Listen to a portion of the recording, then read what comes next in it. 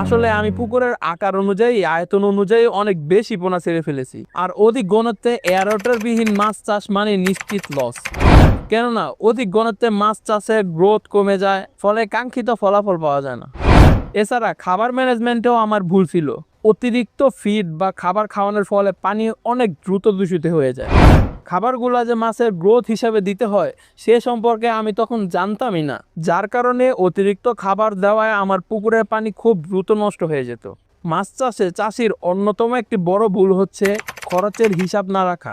যে কোনো নতুন চাষি এই ভুলটি করে থাকে, এমনকি আমিও এই ভুলের কারণে হাজার হাজার টাকা লস করেছি।